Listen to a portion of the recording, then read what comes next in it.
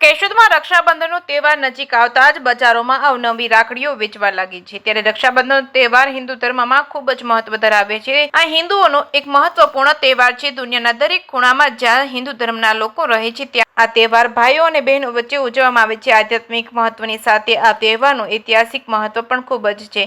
પૌરાણિક કથાઓ અનુસાર રક્ષાબંધનનું હિન્દુ ધર્મમાં ખૂબ જ મહત્વ છે। રાખડીના તહેવારને શરૂઆત દેવી લક્ષ્મીએ રાજા બાલીને રક્ષાસૂત્ર બાંધીને કરી હતી। ત્યારબાદ મહાભારતમાં પણ એવું જ બન્યું હતું। જ્યારે દ્રૌપદીની મદદની જરૂર પડી ત્યારે શ્રી કૃષ્ણએ દ્રૌપદીને આપેલું વચન પાળ્યું હતું। ત્યારે દ્રૌપદીનું વસ્ત્રહરણ થઈ ગયું હતું ત્યારે શ્રી કૃષ્ણએ તેને મદદ કરી હતી। દ્રૌપદીએ સભામાં પોતાનું માન બચાવવા માટે શ્રી કૃષ્ણને રાખડી બાંધી હતી। ત્યારથી જ આ તહેવાર ઉજવવામાં આવે છે। 9મી ઓગસ્ટના રોજ રક્ષાબંધનનો પવિત્ર તહેવાર આવી રહ્યો છે। ત્યારે કેશોદના આંબાવાડી વિસ્તારની બજારોમાં અત્યારથી જ રાખડીની રોનક જોવા મળી રહી છે। પરંપરા અને આધુનિકતાને મિશ્રણ સાથેની વિવિધ પ્રકારની આકર્ષિત રાખડીઓ બજારમાં વેચાઈ રહી છે। આંબાવાડી વિસ્તારમાં આવેલા જલારામ રાખડી સ્ટોર વાળા બહેનના જણાવ્યા મુજબ હાલ રાખડી વેચાણ ધમધમતું જોવા મળી રહ્યું છે। 10 રૂપિયાથી 500 રૂપિયા સુધીની રાખડીઓ બજારમાં ઉપલબ્ધ છે। આ વર્ષે રાખડીમાં 10% સુધીનો ભાવ વધારો થયો છે। નાના બાળકો માટે કાર્ટૂન રાખડી, યુવા ભાઈઓ માટે સ્ટાઇલિશ તેમજ ટ્રેન્ડિંગ રાખડી તેમજ પૂજા માટે પરંપરાગત માળાવાળી રાખડી તેમજ ડાયમંડ વાળી રાખડી તેમજ રુદ્રાક્ષ વાળી રાખડી, ભગવાનની પ્રતિકૃતિ વાળી રાખડી તેમજ બ્રેસલેટ રાખડી બજારની શોભામાં અભિવૃદ્ધિ કરે છે। જે સિંહ ગુજરાતી સાથે રાજુ પંડ્યા, કેશોદ।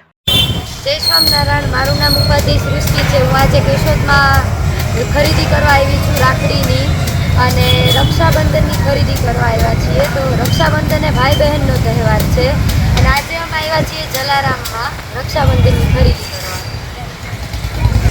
કેશોદમાં રક્ષાબંધનની ખૂબ જ વધારે રાખડીઓની દુકાન આવેલી છે। આજે અમે જલારામમાં આવ્યા છીએ રાખડીઓ લેવા અને અત્યારના આંબાવાડીમાં બધી જ જગ્યાએ રાખડીઓ ખૂબ વધુ વેચાય છે।